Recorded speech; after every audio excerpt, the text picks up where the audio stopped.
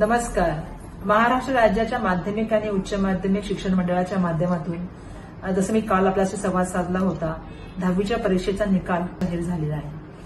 Pass झालेल्या सर्व विद्यार्थ्यांचं मी मनापासून अभिनंदन करते आणि त्यांनी बजावलेल्या कामगिरीचं कौतुक सुद्धा करते. त्याचबरोबर मी पालकांचं सुद्धा या ठिकाणी अभिनंदन आणि कौतुक करू इच्छिते. आपल्या राज्याचा निकाल हा जवळपास 96.94% इतका लागलेला आहे. मोठ्या प्रमाणामध्ये मुली सुद्धा पास झालेल्या आहेत आणि मुलं सुद्धा पास झालेली आहेत. मला आपल्याला काही या निकालाचे वैशिष्ट्य सांगायचे आहे, ज्याच्यामध्ये मला सांगायचं आहे आपल्याला की नियमित विद्यार्थ्यांपैकी जवळपास 40% मुलं जे आहेत त्यांना 75% जास्त गुण मिळालेले आहेत. तर जवळपास 77% मुलांना 60%हून अधिक गुण मिळालेले आहेत. आणि त्यामुळे हे खूप कौतुकास्पद गोष्ट आहे की या ठिकाणी मोठ्या प्रमाणामध्ये विद्यार्थ्यांना डिस्टिंक्शन आणि फर्स्ट क्लास त्या ठिकाणी मिळालेलं आहे.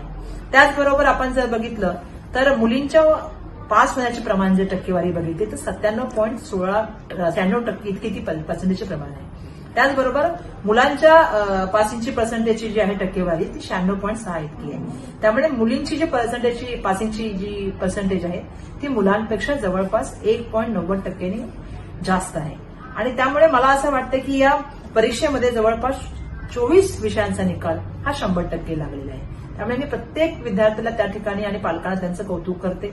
बोर्डाने ज्या तऱ्हेने ह्या काळामध्ये काम केलं, कारण कोरोनाच्या पार्श्वभूमीनंतर ही परीक्षा घेण्यात आली होती आणि त्यामुळे बोर्डाच्या सर्व कर्मचाऱ्यांचे सुद्धा मी या ठिकाणी आणि अधिकाऱ्यांचे सुद्धा मी धन्यवाद मानते. आणि आपल्या सर्वांना एक गोष्टीची विनंती करू इच्छिते की ज्या विद्यार्थ्यांना श्रेणीवर्धनासाठी किंवा जे नापास असतील अशा विद्यार्थ्यांसाठी सुद्धा येणाऱ्या महिन्याभरामध्ये आम्ही परीक्षा घेऊन येणार आहोत.